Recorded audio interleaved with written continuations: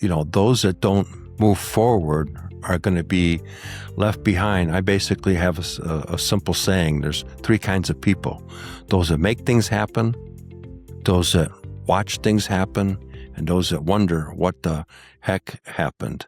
You often hear me say, don't just do more interviews, do more with every interview. But what happens to all the value inside those conversations after the recording ends? Now, a podcast may contain a brilliant strategy, a powerful story, or the exact answer that someone needs.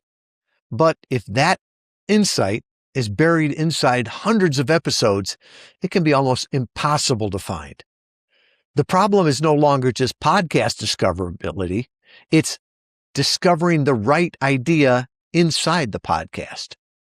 And today, I'm joined by Frederick Dudek, better known as Freddy D, host of the Business Superfans Advantage podcast and creator of the Revenue Reactor AI. Now, Freddy has taken the wisdom from more than 200 expert interviews, and he's turned it into something listeners can actually use. Instead of offering generic AI advice, his platform uses real business experience, trusted experts that he's vetted, and specific context to help entrepreneurs identify where they're leaking revenue and what they should do next. As you listen, think beyond the interview you're doing today. Ask yourself, how can you organize, repurpose, and activate this knowledge so you're creating something that continues serving your audience and building your business long after the microphone is turned off? You often hear me say, don't just do more interviews, do more with your interviews.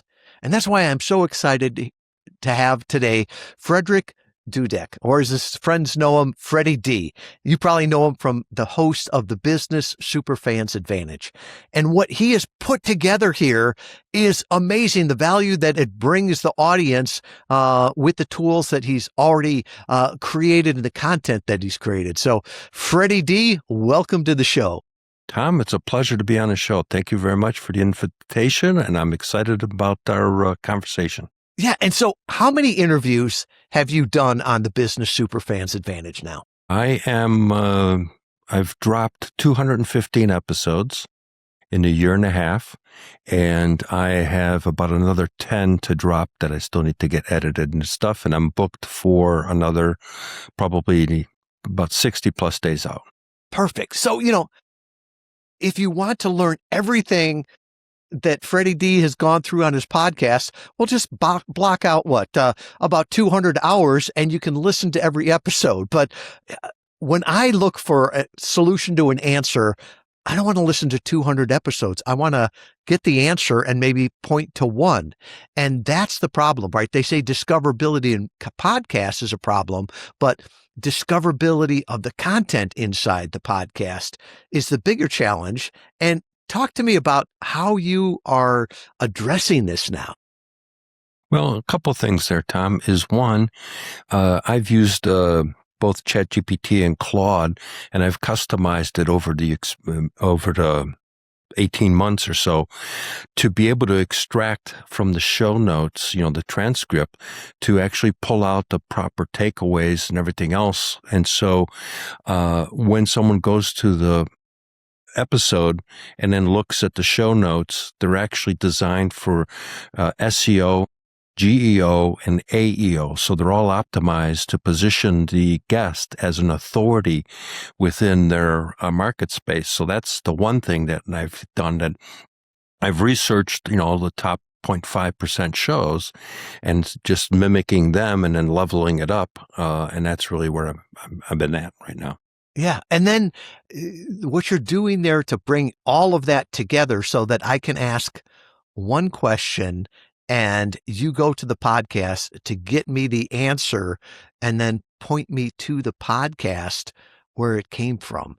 That when you told me about that, I'm like, well, how come that doesn't exist for all podcasts, right? But it doesn't. ChatGPT, Claude, they sort of give us this generic answer for everything. And I don't know where it's coming from. It's sort of the average of all information, good, bad, ugly, right? Right. So explain more what you're doing on that side. Okay. Well, I first wrote a book a couple years ago called Creating Business Superfans. And my whole career was my customers, my distributors, people I worked with were my sales team. I call them business superfans. Think of a sports team, and you got the fanatics, they got the faces painted, the jerseys, the banners, the tailgate parties.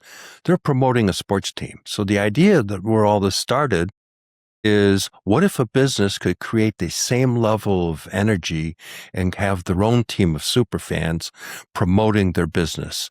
And that's what led me up to the platform that I've created. But where I differ from a lot of different things is a lot of people talk about leadership, they talk about employee stuff, and they talk about customers. And that's really where it falls off. And what I looked at is that means that nobody's talking about contractors or VAs. Nobody's talking about suppliers or vendors. Nobody's talking about distributors or franchisees. Nobody's talking about complementary businesses, and they're not thinking even about an ancillary business. And at the end of the day, that whole ecosystem is the real business growth engine. And so what I created, because of the things I've seen over the years, is I created a platform called Revenue Reactor AI. And what Revenue Reactor does is you answer, it basically shows you where you're leaking revenue and leaving money on the table, short version. And what it does is you go through and answer about 80 questions on a multitude of different things. It takes you about 10 minutes because it's just all slide and go. And what that does is it gives you a score in a multitude of areas. It looks at what's your superfan score. And superfans framework is basically strategize.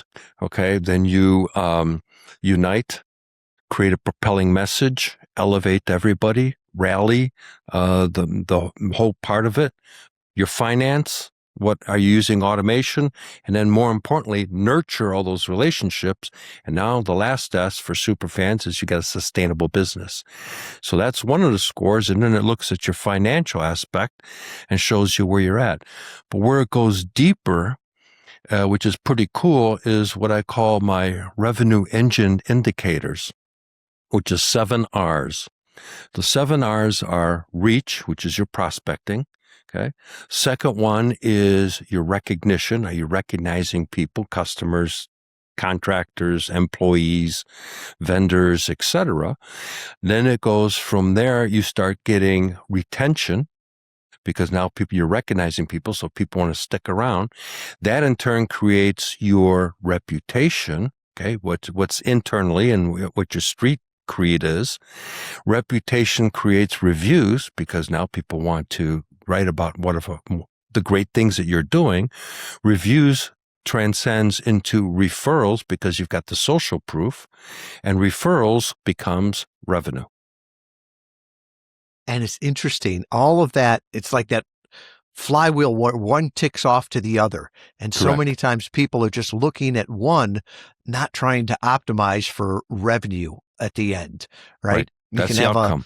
You can have a lot of leads, likes, and thumbs up, but if it doesn't turn into revenue, it's not going to help the business long term. Correct. And so what's in the platform is there's an AI called Metis, which is after the Greek goddess of, strategy and wisdom and everything else. And so what I did is, instead of just regular, like we talked, ChatGPT, Claude, and Gemini, and Gork, and all those things, I actually took 215 episodes and synthesized them into the brain of Metis.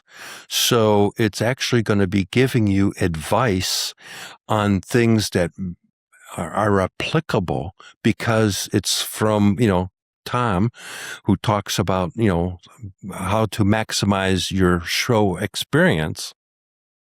That's going to be some advice. This is, okay, you're guesting on a show. Don't just do a one and done and go on 57,000 of them. Do 7 of them and maximize that exposure. So that's going to be some of the advice and so it comes into When you look at the foundation that I built in here, so the foundation is, most people don't think about the mission statement. So we've got the mission statement put in here. We've got your core values, what's your ideal client profile. And the system will, based upon how you answer, will create all that automatically. What's your value proposition? What's your brand voice and messaging? What's your offer packages? What's your culture alignment? What's your reach strategy? What's your stakeholder experience? Again, like we talked, the whole stakeholders is everybody that touches your business is part of your business, whether you think of it or not. Then you move into what's your reviews and proof? What's your referral plan? Most people don't have a plan to get referrals. What's your advocacy? How are you creating advocates in your whole community? Then I've created relationship intelligence, where a lot of times, back when you and I were learning about personality types, those are driver, amiable, expressive, and analytical personalities, right? Those were the four quadrants in there. Then we came up with the DISC system, and now there's a ENTR, which who the heck knows what that means. So what I created here is I took that knowledge and set it up so where it's going to tell me how to best work with Tom to create Tom as a super fan of me. And that's how the guidance that the system is going to give you. Then I created team dynamics. Okay, how is Tom and Susie going to work together? And so I can see how to deal with that. And then we got, what are your automation strategies, customer lifetime value, financial health, and of course, exit strategy. What's the end game or succession plan? So that's the foundation within the Revenue Reactor AI platform that gives you all the guidance. And then it creates a 90-day action plan with every week things to do, tasks and stuff. What are your goals into here? And and then you've got the access to Metis Mentor to ask questions or get advice. And everywhere in here, you can get Metis to give you insight and share strategies. And then it's going to cite the podcast information that it advised you. And you can click on the podcast because it's linked in. It displays the podcast. So you can click on it. It'll take you right to the episode and you can actually listen to it. That it makes so much sense. And couple things I love about Revenue Reactor AI here is first how you force people to give the information needed, right? And so often I'll see people go into AI and get a stupid answer because they asked a stupid question, right?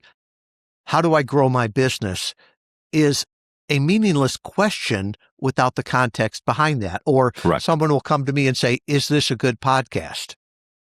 I don't know, right? Is it good for you? How do you define good? So by you forcing them to think about their business, it can give better answers there. So that's the first thing. And then the next one is that one of the things is when we get advice from someone, you don't want to know where the advice comes from, right? If it's just a generic Reddit post, I don't know if I'm going to take their advice on health issues, right? Or business issues. So you've sort of already vetted, you've put the framework in there, you've vetted the experts that it references, and then you even reference the experts. So if they want to go back and listen to that expert, they can. And if they want to check them out, they can, and they can decide, do I resonate with this or not? To me, it seems like it's taking the podcast and the advice that you get from the podcast to the next level. Yeah, thank you. Yeah, that's exactly it. It's maximizing the knowledge of 200 and some individuals that have been there and done that. And it will only get better as you're learning from it and putting on more guests. Every week, Metis gets smarter. So where's the vision for where you're going with this? Because I think this is a quantum leap from if we were talking, I was on your show, Business Superfans, like a year ago, right? And we were talking about it's one conversation away, not one funnel away. And if you would have told me at that time you were doing this, it would have seemed like science fiction. And now it's science fact. Where Right. do you see this going? Is this building a community around really the content that you've created? It's really looking to help solopreneurs, okay, because a lot of times they don't have the money to pay a $5,000 coach. So, solopreneurs, a small trade services company, it's a window cleaner. It's a small furnace company. Those type of things. It's a law firm that's just starting out by themselves. And so they don't have all the assets. And, they went to school for their law degree. They're not a sales and marketing expert, and they got to find clients. Well, what's the strategy? You've got, a multitude of business types is the vision that this is to help them, give them a compass. And here's what you need to do. And, like I just had a guy that's a DJ into the platform, and his score was 38 out of 100 because he's not doing the things he needs to be doing. He bought my book, Creating Business Superfans, and he gave me a testimonial on LinkedIn that basically didn't have this prepared, but since we're talking about it, is one that I've kind of am proud to have gotten from this guy. And let me just get there real quick. So the testimonial verbatim is Frederick's book had me reach out to past and current clients with a simple action. Within a week, one of them booked me for a gig. Another one wrote back just to say that the note meant something. One strategy, 1 week, one paying booking. Most business books never turn into a single dollar. This one did. So I would say he's a super fan. Yeah. Yeah. And so it's so interesting. And the analogy to the sports team amazes me, right? Because there you've got a huge, profitable franchise, right? And you've got people paying top dollar, $100+ to wear a jersey to advertise them, right? Yeah. When they're having with their own money, they're spending their own money, right? So they're making money off their marketing. When they have a bad year or something comes up with them, it's their super fans that are supporting them. It's their super fans that are posting about them. That idea of how you can build a dynasty like that, you can look at the same way for any business. And, Freddie, when you were talking about why you built Revenue Reactor AI, you were saying to help these people and the different types of people. They can't afford a business coach, but they need the information. I would dare say if I asked you that same question 241 episodes ago when you started the podcast, it would have been the same answer. So nothing has really changed with that. It's just you helped them in a certain way, which was state of the art at that point, the best way you could. Now you're taking it, of everything you've done, and taking it to the next level to help those same people with really that same content. Yeah, I mean, I'm taking 40 years of experience on a global stage. I've taken software products from zero to millions for other companies. I've had my own company, and one of the things I realized is, that's where kind of this idea came by, is when you're too close to it, you can't see it. So I've made face plants in my own business because it was right here. So, until I stepped away or someone else pointed some things out, and that's where Revenue Reactor AI is all about, is to be able to help people step back and go, oh, wait a minute. You're right. I haven't reached out to these customers in 6 months. And that's my sales team that I'm ignoring. I'll share a real simple story of how this drives it home is, years ago, I ended up, unfortunately, getting divorced. And I had to sell the house because it was the way it was. And so I got 2 realtors from a real estate agency, 2 women. And it worked out because my ex-wife didn't like one of them and liked the other one. And so the universe kind of set that up. we got the house sold, got the divorce done, and I have a new wife that I'm super happy about, and we've been together for over a decade. And I moved into an apartment because, I needed to wait till this dust settled that the divorce wasn't done and, et cetera. I never heard back from them at all. Nothing. And a year later, when the lease was up on the place and the divorce was finalized, I was looking to buy a house. I didn't have their business cards anymore because I moved, so that got lost. I didn't know don't remember their name. I still don't remember their name to this day.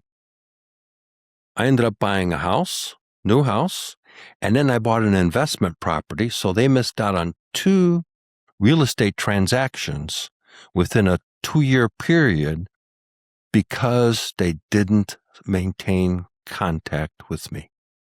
And that's the rule or the exception, not the rule. Even to the point I've seen where we've got a client that comes to us. I was just talking to one today. He only wanted a small geography. And if you couldn't drive to his business, you weren't going to be a client of his. And I told him straight out that being on national podcasts might be effective, but it's not efficient, right? You're going to talk to 1,000 people and you'll be lucky if one is right for you. I said, I would not invest in this. And he stopped and he's like, you're the first company that I've talked to that told me that. And I'm like, well, I want you to get results, not just to sign you up here. So it's like, did I lose revenue there? Could I have sold them? Well, I wouldn't want to sell them because he wouldn't have had a good experience. He wouldn't have become a super fan. Now he's like going out and saying, well, interview the Valet cared more about my results than they did just signing me up. And at that point, it's like you can have super fans that even aren't customers or clients there. Correct. But it's doing the right thing and being consistent with that. Yeah. And that's exactly the way you create super fans. And once you built that credibility in the way that you did, you can't buy that kind of PR because that person's going to tell everybody about Interview Valet and the approach that they handled it. It reminds me again when I was selling software. There's times in the manufacturing space, there's times I'd say my stuff doesn't work. You should talk to this company. And they became a super fan and they referred me to someone else that was looking for work and, for technology and poof. And they would introduce me, which is it's not even a referral. It's an introduction, which collapses the whole sales cycle. And, my fastest sale was 30 minutes for about a $60,000 sale. And the 30 minutes was putting together the order because the guy said, Jack says I need to buy this. So how much, how fast can you get it to me? And that was it. So my 30 minutes was putting the order together and then using their fax machine back in the day to send it to corporate. It's interesting when you say you can't buy that kind of PR or that kind of authority. And I think today in AI, it's even more vital, right? Speaking recently to an AI person, and they were saying that, there's 2 things that they're looking for. AI, that is, they're looking for share of voice and sentiment, right? How much are people talking about you? And is it positive, neutral, or negative, right? And it's not, what do I say about me on my platform, right? It's what are other people saying? And that's what you're talking about here. I guess you could have super fans out there. You could also have super detractors, right? Because if people are talking negative about you, AI is going to hear that. They discard what you say about yourself and it's what are other people. So your point is let's make sure that those super fans, are well taken care of and appreciated and leveraging them because AI is listening to them. It's not listening to us. Correct. Absolutely spot on. And, I'll share another quick story is when I was, took a product from 0 to 3 million back in the late 90s, I set up a distribution channel around the world. I had about 60 resellers. And most people deal and spend a lot of time with the owners of those agencies, getting their mind share, the owners, etc. I did my obligatory, take them out to dinner and all that stuff, but I would be drinking the beers and hanging out with the sales team and the tech team, the actual people that were promoting my product. And I got mind share. And then when we would bring all these resellers in for awards, top reseller performer and all that stuff, not only did I recognize the agency, I recognized the team of that agency that sold the most of my product. Those are the influencers on there. There's who your buyer is actually listening to. And as you were talking about the AI here, internally we've set up, we call it the Tom bot, where it's all of my books, all of my interviews, all of my webinars have been put into one, and we use it mostly internally.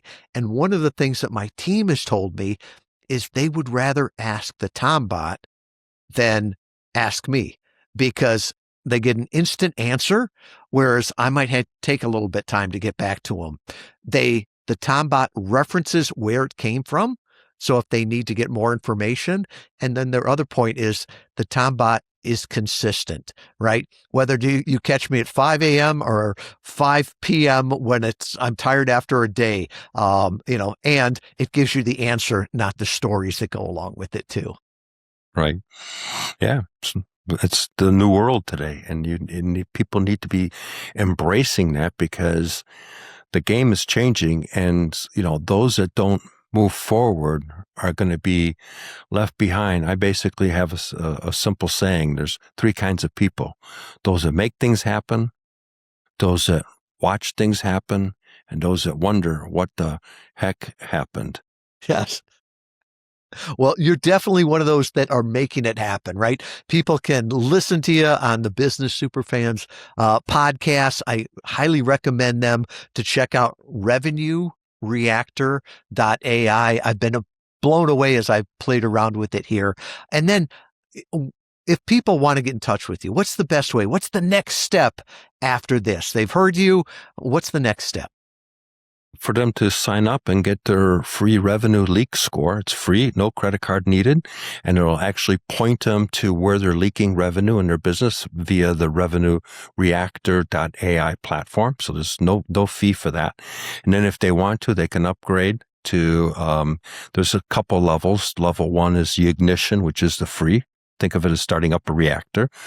Level 2 is gets you more access to certain things, call that momentum. And then the next level, the top level right now is overdrive. Think of it as, hitting passing in a car, you kick it into high gear. And that's one way. And the other way that people can reach me is at Frederick Dudek, FrederickDudek.chat, CHAT. Freddie D, what's ordinary to you is amazing to others. Thank you so much for being here. Thank you for the opportunity, Tom. Appreciate it very much. What I love about this conversation is that it proves that an interview, it doesn't have to be a one-time event.